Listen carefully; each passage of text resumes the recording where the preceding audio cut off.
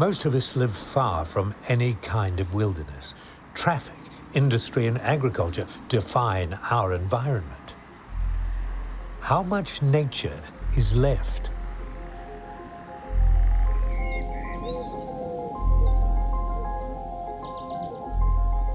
We share a home with 70,000 different species of animals, fungi and plants. They exist mostly on small islands in our civilized landscape. Some of them are widespread. Others are on the brink of extinction.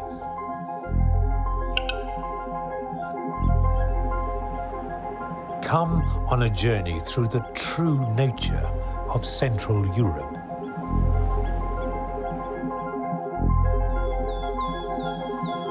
Along the way, we will see how many species fare from being our neighbors.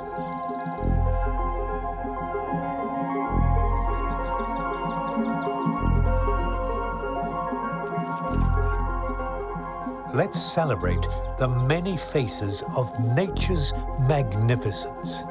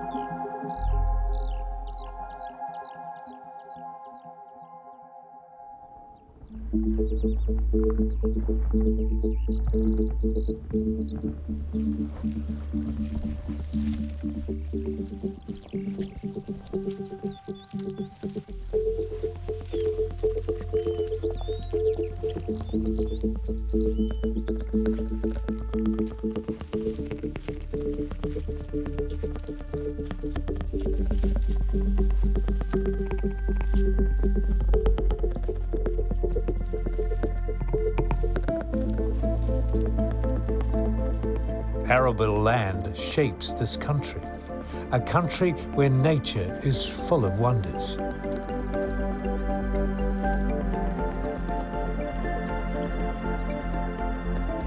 In some quiet corners, more than 300 different wild herbs develop between the crops.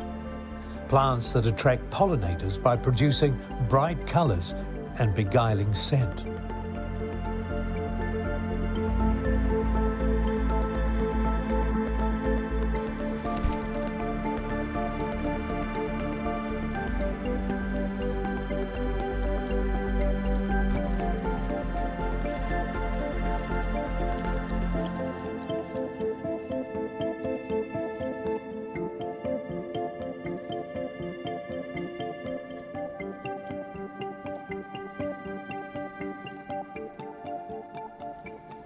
Just as the forest offers space for biodiversity as well as wood production, a naturally managed grain field is home to a wide range of wild animals and herbs.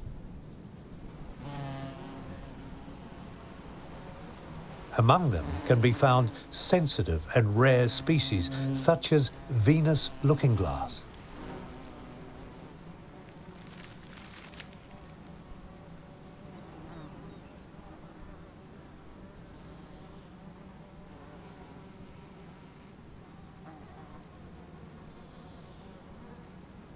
The pheasant's eye has accompanied farmers in their fields since the Bronze Age, just like many animals that have lived alongside us for thousands of years.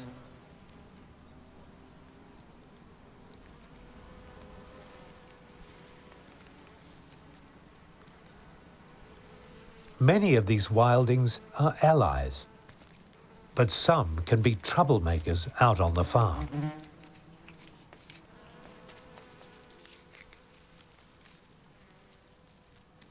The European hamster was once a plague in agriculture, but in a short time it's become so rare that its extinction in the wild may be imminent. Another endangered species, quail.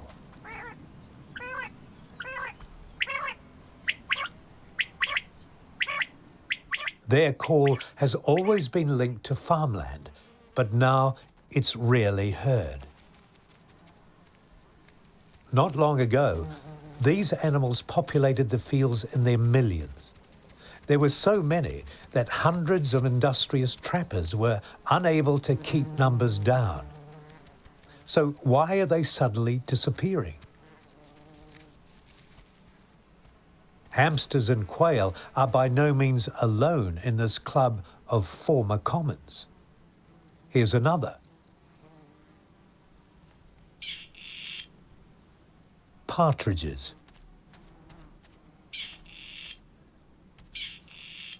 Each hectare of farmland once fed a breeding pair, and partridge chicks found enough insects as starter food. Today, barely 1 in 100 of them are left.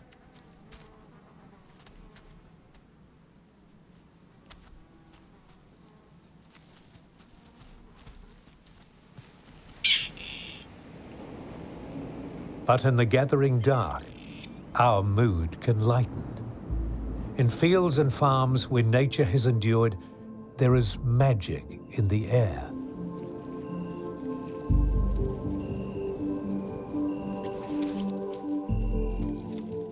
The bellbind is one of the field flowers that only blooms when darkness comes. White campions only pour out their sweet and tempting nectar when it's dark.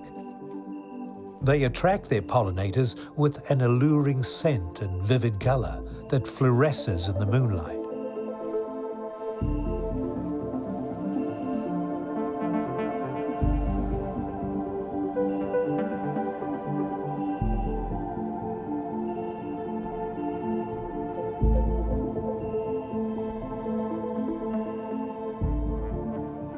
Frequent nighttime pollinators are owlet moths and hawk moths. They come to the field and the flowers to barter. I'll pollinate you for a sweet treat.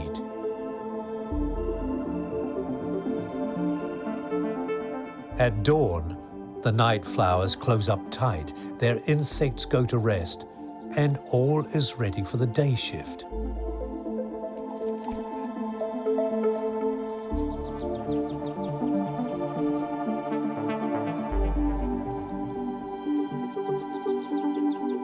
So, where can wild creatures survive on a farm?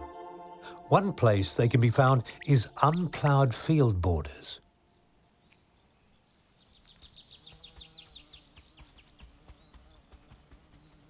Bitten poppy blossoms indicate that special insects have their nest on the dirt track.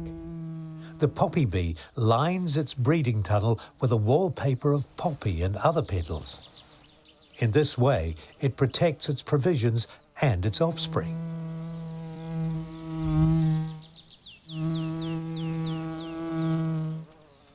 The dirt tracks attract others. In the loose soil, the sand wasp has dug its brood tunnel. Here, now it's busy dragging in supplies for its offspring.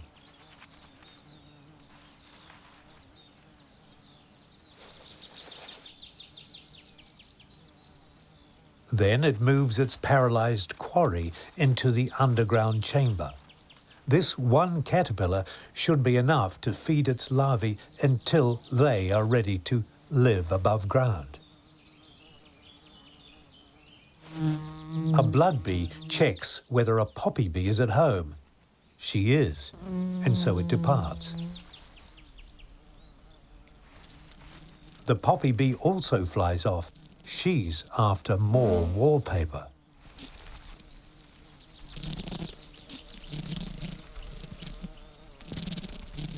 Meanwhile, the sand wasp closes up its tunnel entrance. It's an important job and is done carefully so no predator or parasite should find its offspring.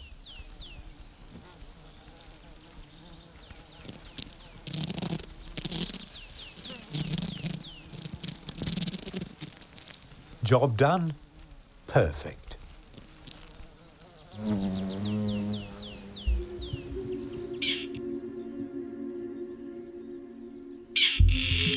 So why can some wildlife thrive on the margins of fields, but partridge and other field dwellers disappeared after thousands of years of living beside us? The sad truth is that in recent decades, agriculture has intensified. Farms are bigger and more mechanized. Margins and hedges where animals lived have gone to make more room for crops. And large-scale farming needs inputs like insecticides to kill pests and everything else that's not a pest.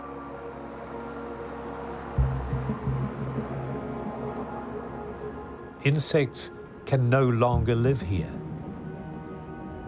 Today, the only place we find colourful, fragrant wild herbs and jubilant lark song is in our memories.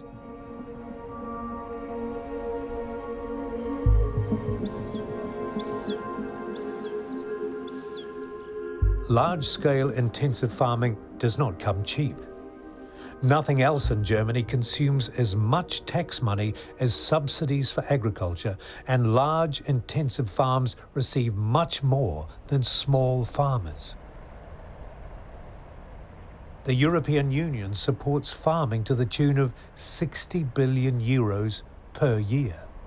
1/5 of the largest industrial farms receive 4/5 of all EU subsidies. The true cost of intensive farming is seen by looking at the process. The exposed soil from ploughing releases huge amounts of CO2. The crop that grows here will then receive nitrogen fertilizer and regular spraying with insecticides and herbicides. Is it any wonder that wild animals and plants cannot survive in this blur of toxic inputs and high production?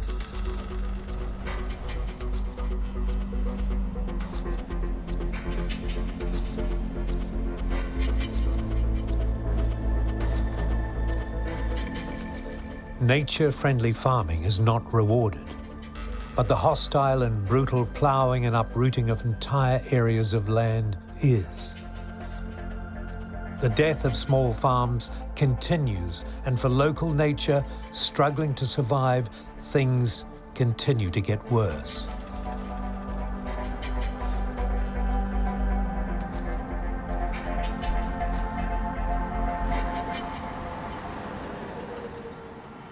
At the end of the UN decade on biological diversity, the decline in species and places for them to live is nowhere as grave as on our farmlands.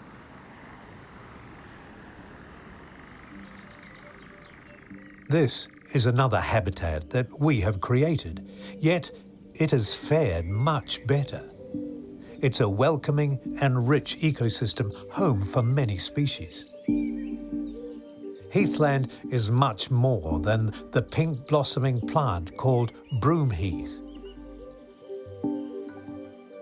0.2% of Germany's land area is covered with heath, heath in the broadest sense.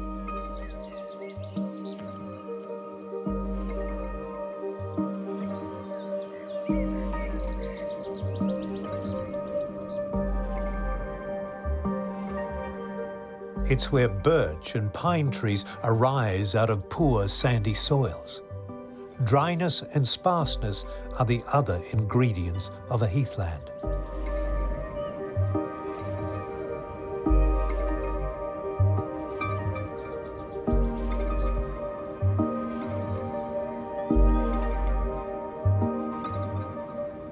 But up close, Heathland reveals an unexpected suite of animals and plants.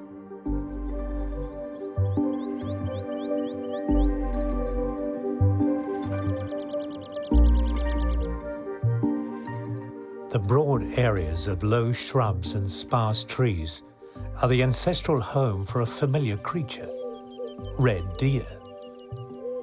Red deer formerly occupied many different habitats in Germany, but now are restricted to areas like Heathland.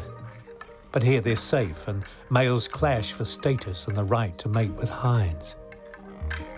Much smaller roe deer also come out here.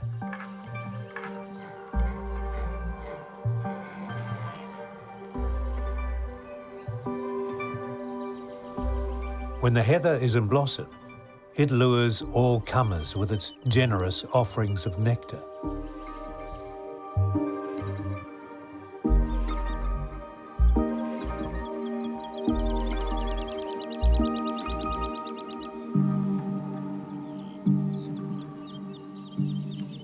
Paper wasps refuel with liquid energy and then devote themselves to their tiny realm. This walnut-sized paper nest, complete with queen and brood, hangs from a heather branch. Not one, but two rare grass ghosts. They're stick insects whose usual defense is to stay still and blend in with the grass.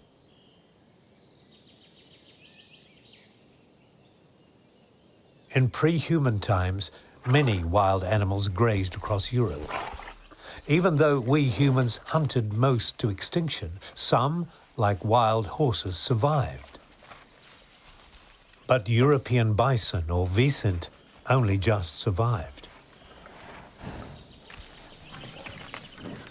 Their recovery began after World War I from a few animals in zoos. Now good numbers are back, like these on Heathland near Berlin. Where bison and wild horses graze, we see how the smallest animals and plants can benefit from the largest herbivores. These wild animals live without medication of any kind.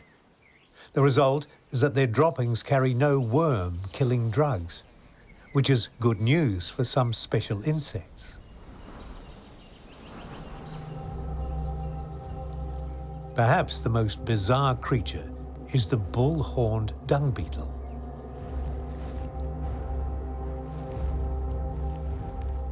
This male's bullhorns that splay out from the back of its head are used for mating jousts with other males. They're dung shifters, pulling it down into the soil to make egg chambers, and by doing so, they improve the heath's fertility. The larvae of hornet robberflies live in the soil under the manure, while their very clean parents sit up on top. Tiny insects and large herbivores, symbols of a living landscape like these sandy heathlands near Berlin.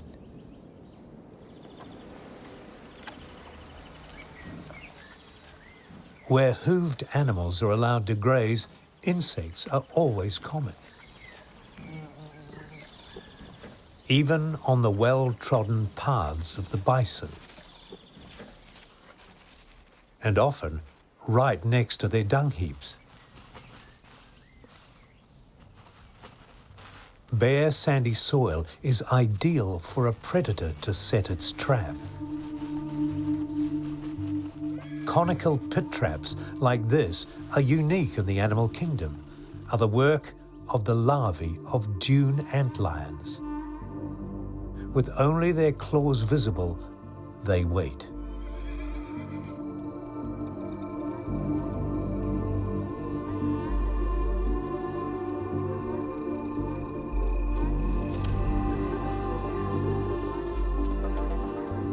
Got one. The ant's struggle to get out of the trap is the signal to attack.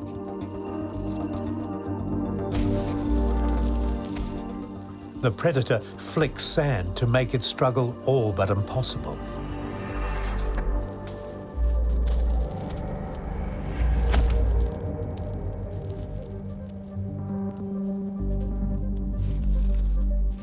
Catching the ant is one thing, immobilizing it is quite another.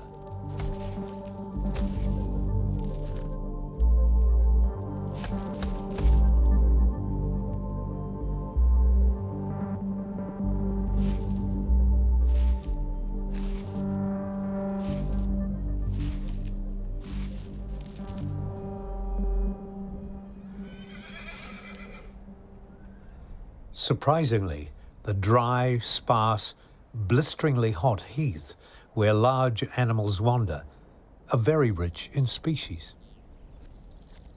Male club grasshoppers play the song of this landscape by vibrating their wings against their bodies.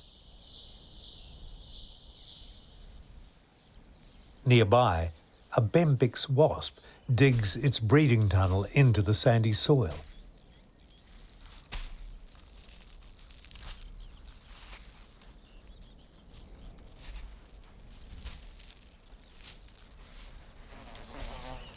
This is the burrow of a tough predator with big eyes, powerful jaws, and a poison death blow.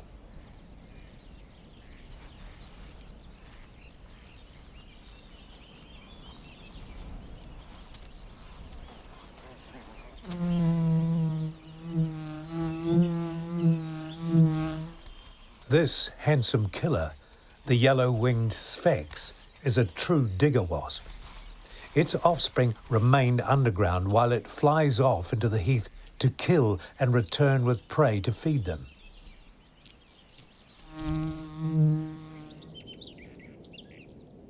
The sphex searches for grasshoppers, but only very specific ones. It's only interested in longhorn grasshoppers. This victim is an oak bush cricket that's already paralysed by a venom injection. At first, it drags it back to the burrow.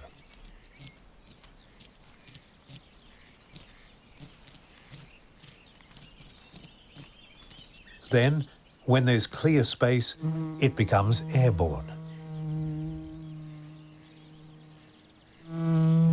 Whether it's an oak bush cricket or a conehead, up to a dozen undead longhorn crickets will disappear into the hole until the sphex larvae stop eating and pupate. Old military installations remind us that many heathland areas are man-made. Originally, they were farmed and grazed by heath farmers. Only later did they become military training grounds, where tanks and grenades kept the heathland open. Nature cares little for who or what manages the heath, but trees and bushes must be kept under control, as heathland shrubs and grasses cannot tolerate shade.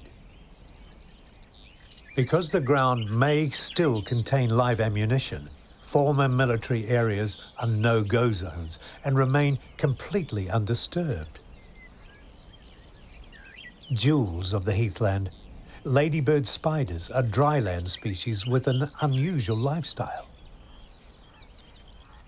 After a female's eggs have hatched, she will digest her own body until she dies. Then her body becomes food for her spiderlings.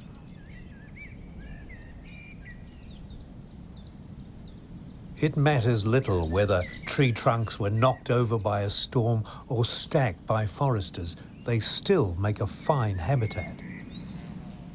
And the Brandenburg heathlands in eastern Germany are home to an increasingly rare large reptile, the emerald lizard.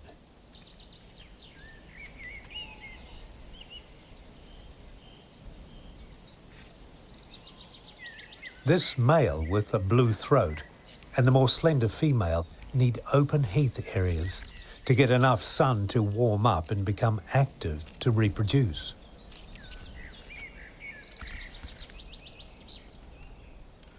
Both reptiles and their habitat are becoming rarer. Many former areas are now too shady, overgrown with trees and shrubs.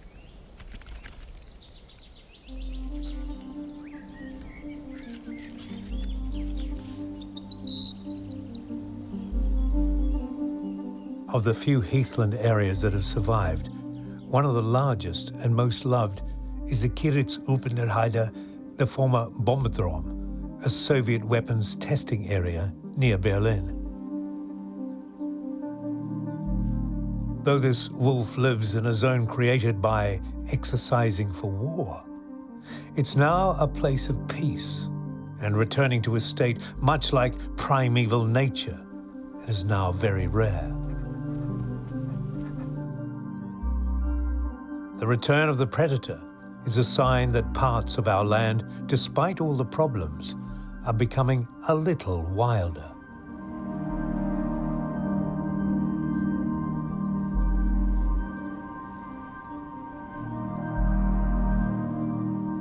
Our journey through the nature of Germany began at the southern border in the Alpine region. Now we are at the northern border, and the vast ecosystem that is the ocean awaits.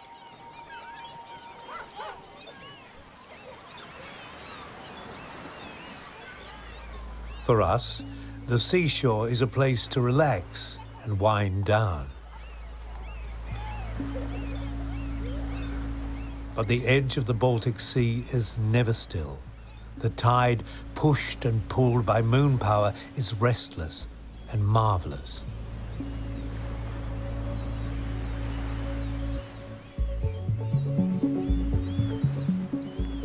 And beyond, in this watery wilderness, is a world that is strange, yet also familiar. Everything needs energy. Myriads of shrimps feed on microscopic animals and plants.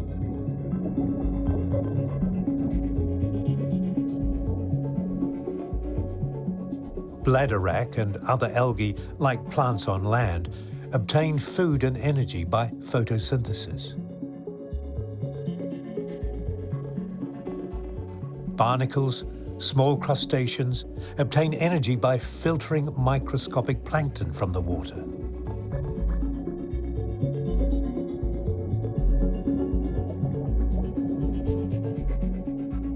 The large bladderwrack and other algae are anchored to the rock below, but they need sunlight to grow, so they and the many creatures that live on them are confined to coastal shallows.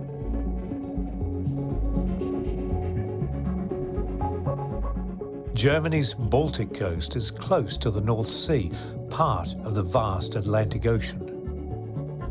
The proximity of a large ocean means higher salinity and more plant, animal and fish life than further east in the inner Baltic.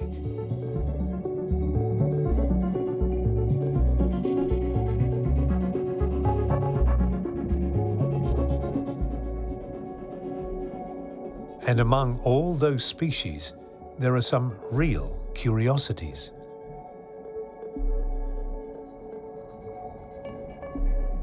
Exhibit A, this slender green object.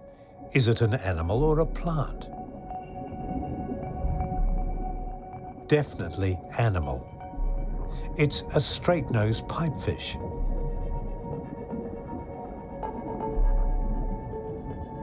It is the elongated cousin of the seahorse. The pipefish's ideal habitat is not the kelp forest, but here.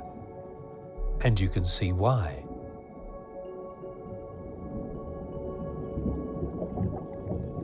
Among the stems of a native flowering seagrass, it becomes invisible to its enemies.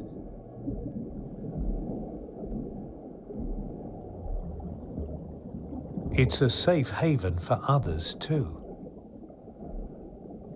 The male pipefish carries a treasure in a pouch on its stomach, around 200 transparent eggs waiting to hatch and swim free.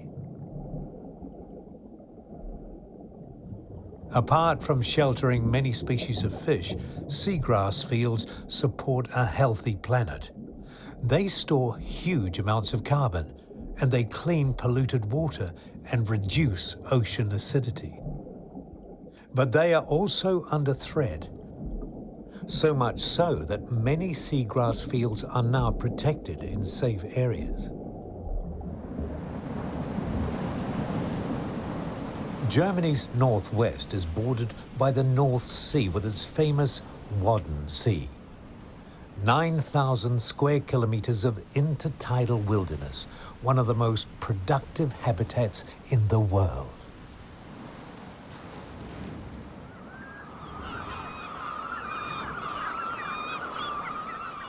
The mudflats are a welcome haven for the more than 10 million birds that stop over every spring.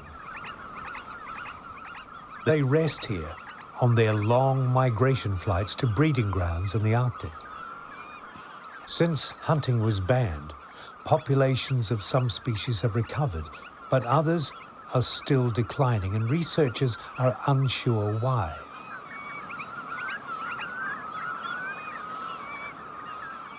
After arriving from North Africa, greater ringed plovers come to rest and adopt a sleeping position on one leg. The birds all need somewhere to rest in safety. After that, food is what they crave. Some haven't fed since they began their long journeys. The redshank pokes for worms and mollusks.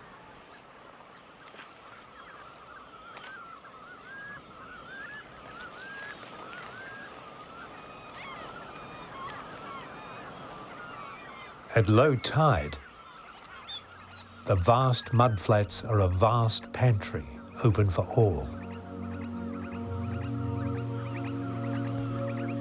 The turnstone is the least fussy eater. A dead fish is as good as anything. Whereas the avocets are one of the most graceful and specialized. With their upturned beaks, they sweep the tidal flumes for small fish and crustaceans.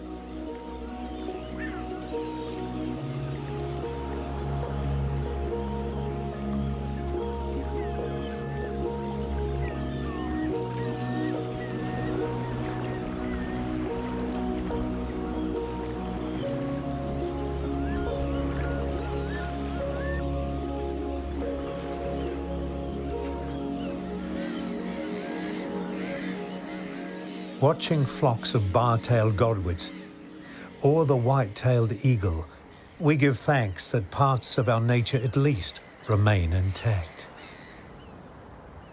And the largest native predator has returned. Grey seals are heavier than brown bears, and last century were almost extinct. Today there are over 7,000 in the Wadden Sea. Here's one reason for their return: food. Herring are considered the most common fish in the world, yet they too almost disappeared. The reason? Overfishing led to the collapse of the herring fishery in the North Sea. Now, thanks to a plan from the European community, herring is more common than it has been for a long time.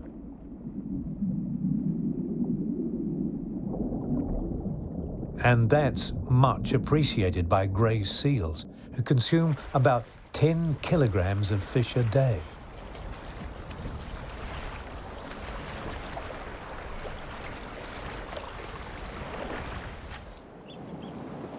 There's more good news. Another predator that lives between land and sea is back among the tide pools.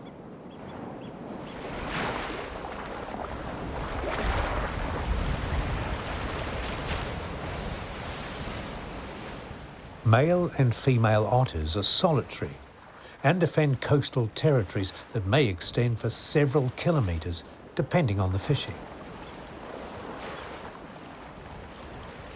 The otter's love of fish is one reason that they virtually disappeared on the coast last century. They were killed by fishermen and hunters, and in some states there was a bounty for every otter killed.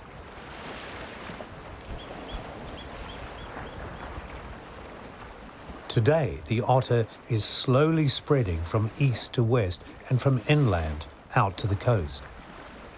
Coastal otters must have access to fresh water to clean their fur. They are now slowly finding their way back into old breeding sites and settling down, hopefully, in peace.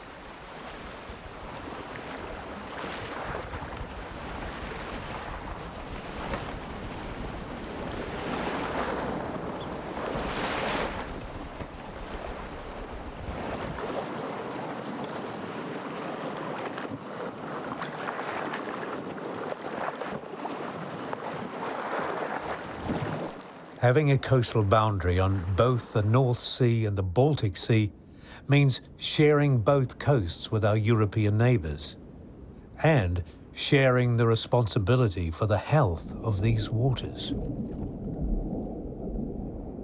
While herring and cod still suffer overfishing, plenty of freshwater fish like roach and perch pass through the Baltic Sea, all food for seabirds and marine mammals.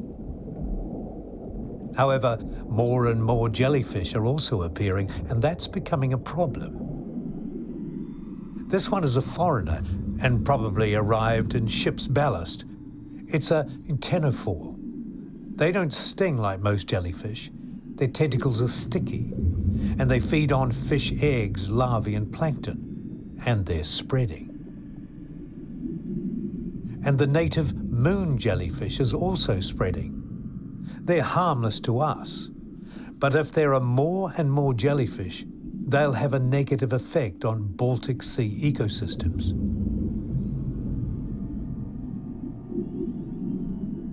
So why are these translucent creatures rising so dramatically in numbers? The answer is hardly surprising. The water of the Baltic is not only much warmer today than it used to be, but it's also much richer in nutrients. And the number one nutrient culprit, you guessed it, nitrogen. As fertilizing nitrogen loads from rivers increases, so plankton mass explodes, as do jellyfish numbers. More food, more babies.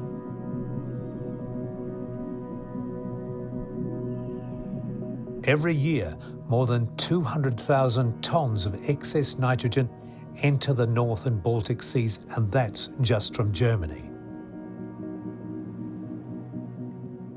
If the amount from neighbouring countries was included, it may be double that. So what else does 500 million tonnes of fertilising nitrogen each year do to Baltic marine ecosystems? For a start, all that extra plankton makes the water dim and murky. The bladderwrack kelp receives less light, and its leaves become covered with a thick film of algae. It's the same for seagrass, and many plants die.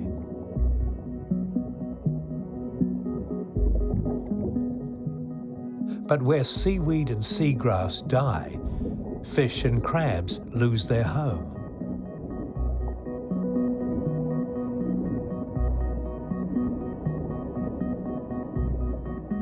The result? Life is crowding ever closer to the coast, where in shallow water there's more light, and so better growth and more to eat.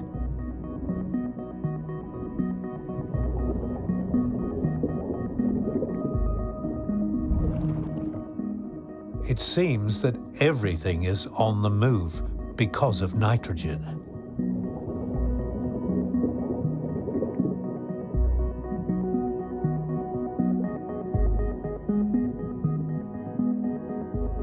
So why does nitrogen keep cropping up in our story? And why do we continue loading it into virtually every environment, not just in Germany, but around the world?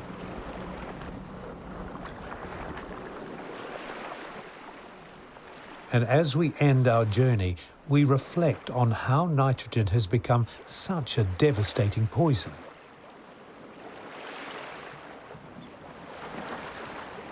For a start, nitrogen makes up most of the air we breathe. Every breath, we fill our lungs with litres of nitrogen in the form of 2 nitrogen atoms binding so tightly together that almost nothing can separate them. This molecular nitrogen is stable and unreactive and does no harm to us or the planet.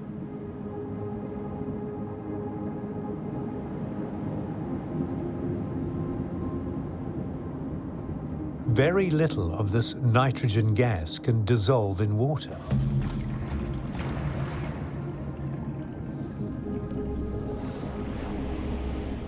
When it does, it has no reaction.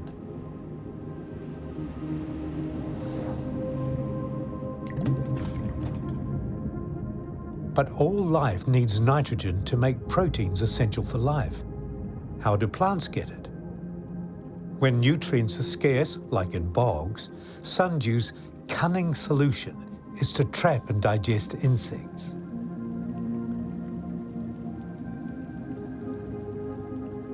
Most other plants get their nutrients from the soil and microbes, but they can't cope with too much. And for some time, we've been shoving huge amounts of it into the environment. Ammonia is carried in fog and rain droplets. And because it's a molecule that comes apart easily, it breaks down and its nitrogen is easily taken up by plants. Too much becomes toxic. Other nitrogen compounds like notorious nitrogen oxide gases are also drenching our wild plants. They too decompose easily, boosting plant growth. But again, too much can overwhelm sensitive plants. But where do these nitrogen gases come from? We make them in manufactured fertilizers that spread on farmland in vast quantities, and where much of it is wasted and breaks down as ammonia. Nitrogen oxides mainly come from burning fossil fuels, most of it from transport and industry. But the problem is not the fault of a single farmer or truck driver, not even the individual car owner. Although road traffic contributes the lion's share of the more than 1 million tons of nitrogen oxides that we put into the air every year. So it's thanks to us. Every hectare in the country gets far more nitrogen than it needs. Whether they're crops, sundew, plants of the forest, or oceans, they're all being over-fertilized. Too much of a good thing is damaging and killing them.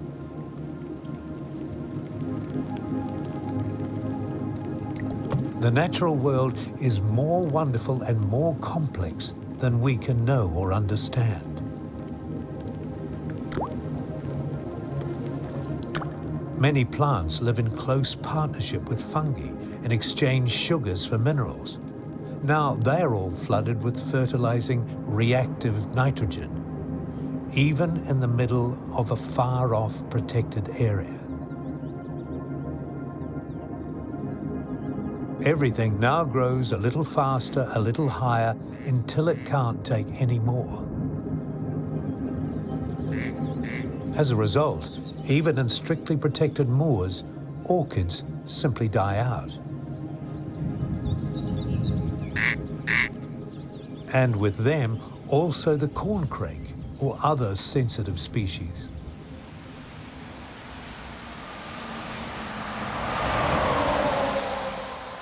Thanks to new filter technologies, nitrogen emissions from traffic are decreasing bit by bit.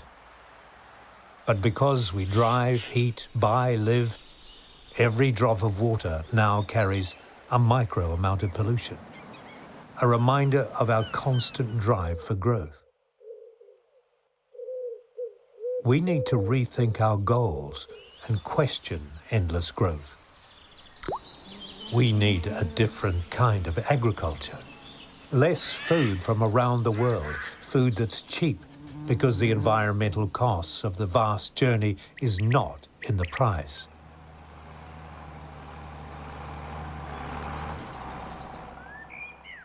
And we need to demand laws and policies that look to the future. A future in which protecting and restoring nature and our wild lands is not a burden for the few, but an opportunity for us all.